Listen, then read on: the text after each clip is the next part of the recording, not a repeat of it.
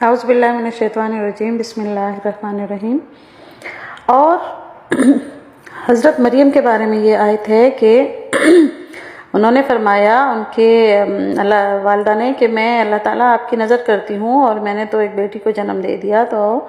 وہ بولی کہ اب میں اس لڑکی کو آپ کی نظر کرتی ہوں، اور لیکن اللہ نے فرمایا کہ اللہ کو تو خوب معلوم ہے کہ جو کچھ اس نے جنا، بلکہ اس کے پیدا ہونے سے پہلے ہی اللہ کو معلوم تھا کہ وہ کیا پیدا جننے والی ہے، اور اللہ تعالیٰ نے ان کو بڑے اچھے طریقے سے قبول کیا، اور کہ بیٹا یہ جو جیسی یہ بیٹی ہے ایسا تو کوئی بیٹا بھی نہیں ہو سکتا جیسی وہ بیٹی ہے، اور میں نے اور انہوں نے فرمایا ان کی والدہ نے کہ میں نے اس کا نام مریم رکھا، اور میں آپ کی اللہ تعالیٰ کی پناہ میں دیتی ہوں اس کو اور اس کی اولاد کو، مریم کو اور اس کی اولاد کو میں اللہ تعالیٰ کی پناہ میں دیتی ہوں شیطان مردود سے۔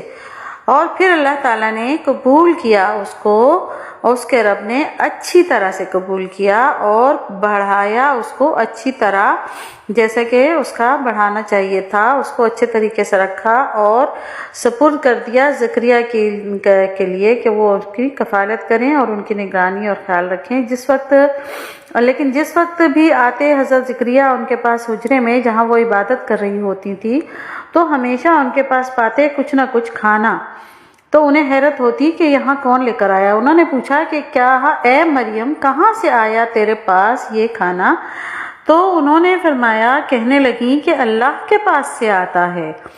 اللہ رزق دیتا ہے، جس کو چاہے بے حساب اور بے قیاس رزق دیتا ہے۔ تو وہیں پر حضرت زکریا نے وہیں پر اللہ تعالیٰ سے دعا کی، کیونکہ وہ بے اولاد تھے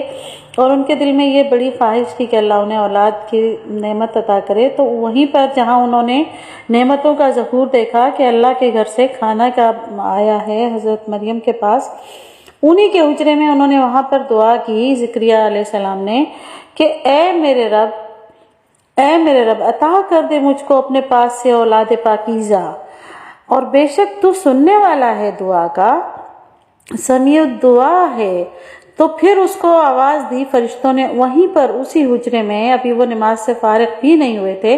کہ فرشتوں نے انہیں آواز دی اور کہا کہ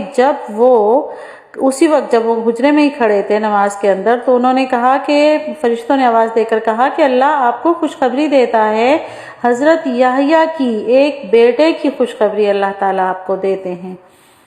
اور جو گواہی دے گا کہ اللہ